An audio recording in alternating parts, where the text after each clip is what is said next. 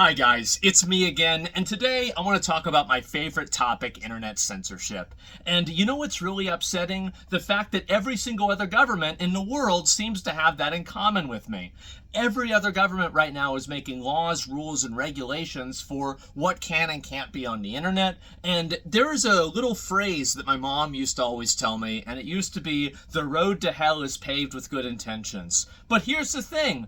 These people don't have good intentions. They say it's for the kids. Sure. Oh, yeah. Yeah, no, I think, yeah, sure. You don't want to have kids on social media. You don't want to have kids looking at certain weird stuff. Very true. But let's be honest. The real reason why they're doing it is the same reason why YouTube removed dislikes. It's very simply because companies that are running advertising campaigns, pushing narratives and social agendas that aren't popular, and also governments that are doing the exact same thing, were upset and getting their feelings hurt because the people had the power of consensus. The people had the power of assembly, and they would assemble on that little red line on the bottom of a video, and it would show everybody else that this is bullshit. How many times have you guys read an article and you thought to yourself, this is the stupidest fucking thing I've ever read in my entire life? And you scroll down to the comment section, and the top comment says the exact thing that you think, and you're like, okay, I'm not crazy. Well, guess what? How do you solve that problem if you're the company? Do you write better articles? Absolutely not.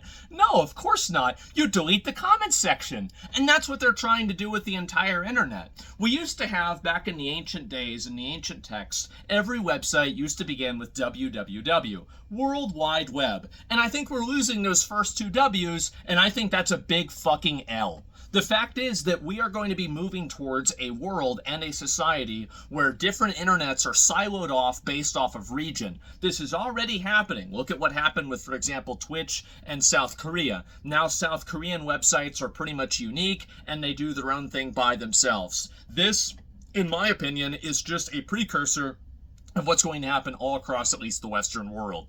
Now, whenever I have conversations about this, I'm having conversations about this from the context of an American, okay? We have more freedom of speech than many other people in the world. And so when I say something like, the reality is, I think, and this is the truth, okay? You might not like this, you might not want to hear it, but if you're realistic and you take your fucking idealism cap off just for a second, you're going to realize this is true. We're going to have real ID on the internet.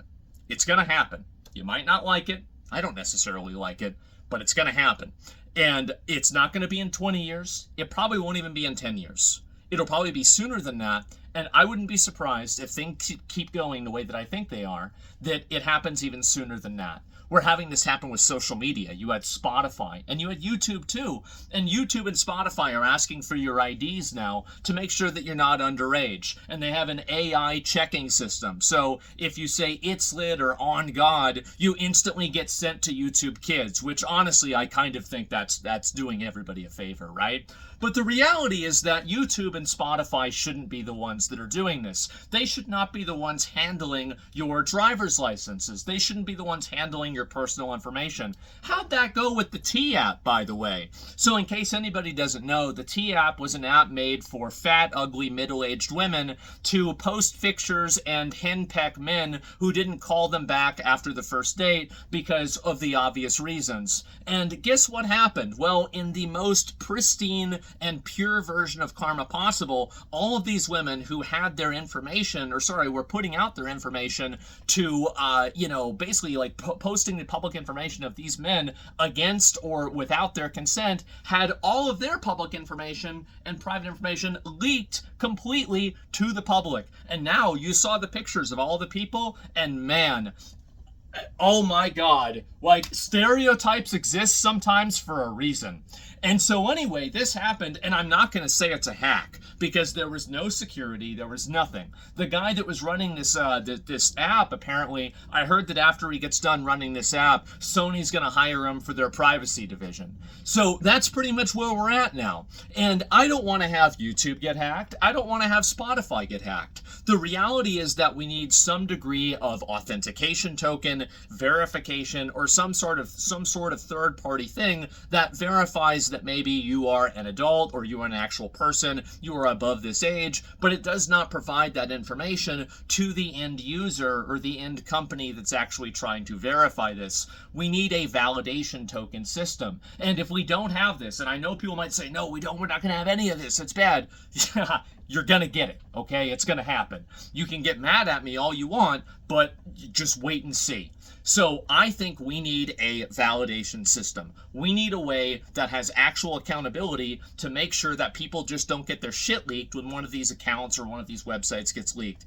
Anything can get hacked, but I would much rather put my trust in some part of like third party like security system or something like that rather than a T app or something like that that's just basically outsourcing its security to squirrels. And so anyway, that's not true. Squirrels are really good at hiding nuts. This person didn't even do that. But anyway, I was just thinking about this.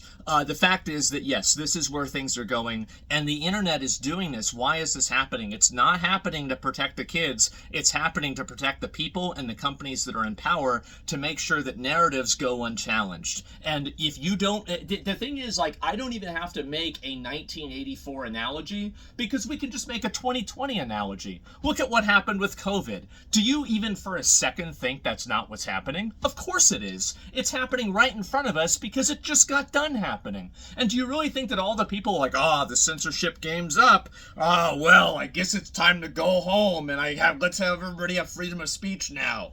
No, they're planning their next method and their next move. And guess what? They just showed us their side of the board.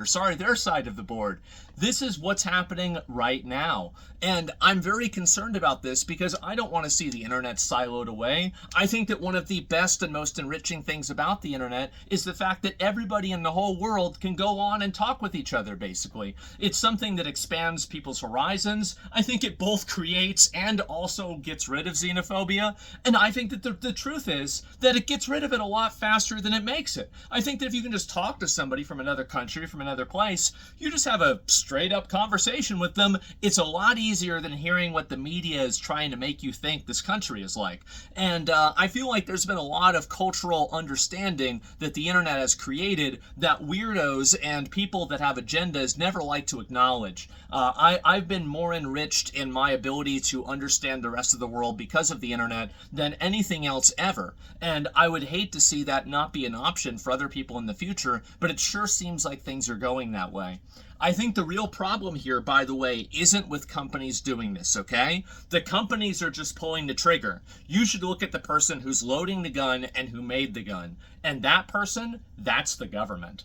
And so the fact is, in telling them to pull the trigger, the fact is that these companies are not doing this because they want to do it. They're doing it because they're afraid of not doing it. So what we need to be more vigilant of and there needs to be more advocacy of is, number one, privacy laws. I think that if a judge issues a subpoena and a person is doing something and there's reasonable cause and there's evidence and everything, I think, of course, their information should be turned over to the government. Like, duh. I mean, of course, that's the way anything is. That's the way it is now. But the truth is that I don't want to have the government that just has, they can just read what you're doing on the internet all of the time. And unfortunately, it seems like that's where we're at. And I understand if you've got nothing to, if you've got nothing to hide, you've got nothing to fear. Yeah, definitely. Well, what happens whenever they change what to hide? That's the issue. And I think that's where everybody else is at too. I don't want to have my internet be controlled by the 20 most annoying Karens that are either in Collective Shout, that are in the T app, or that are in Congress. Or I don't want to have them controlled by the 20 most powerful companies that are basically pulling the strings for a lot of these types of regulations. I am very concerned about this, and I think that you should be too. I think there's an honest and genuine conversation to be had about which content is appropriate for children and which is not, and how social media should regulate itself and how social media should be regulated.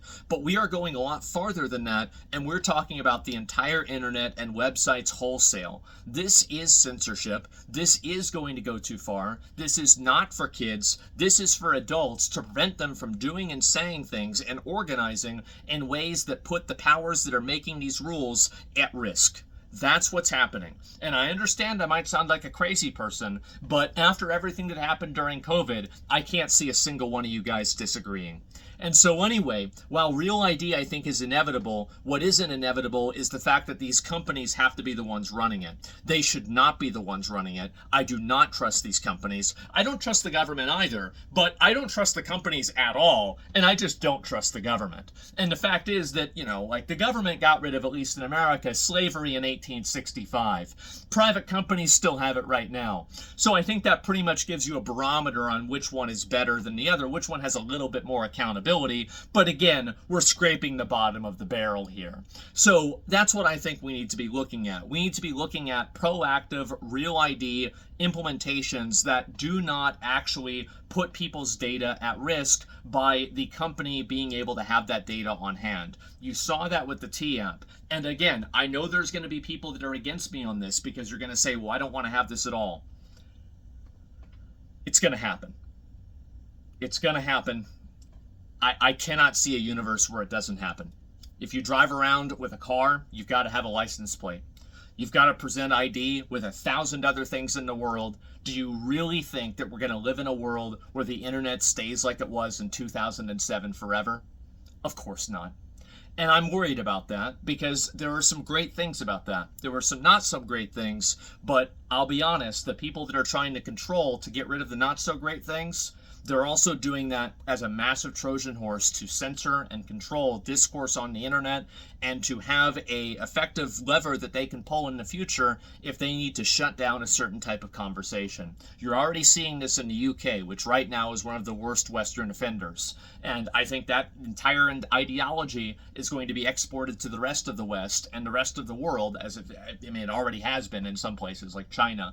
And so I don't want to see that happen. And I wanted to make this video and spread awareness and let you guys know what's going on. I'm busy today. I've got a lot of stuff to do. I wanted to make a quick video and talk about this. Be vigilant, be proactive, and don't let these companies try to take all of your information. Again, information and some degree of verification is, I think, inevitable, but it certainly shouldn't be coming from these private companies because they are the easiest ones to hack. And if you don't believe me, look at Sony. So anyway, guys, thank you all very much for watching. I really want to hear what everybody thinks in the comments. I think this is going to be an ongoing conversation for the next, unfortunately, 5 to 10 years. And it is a losing battle, but I would rather lose in a way to where we don't lose complete anonymity. And, at least unless the government orders it or a fucking judge orders it, right? And so anyway, that's where I'm at. That's what I think. And that's where we're at. So anyway, guys, thank you all very much for watching, and I'll see you later. Peace.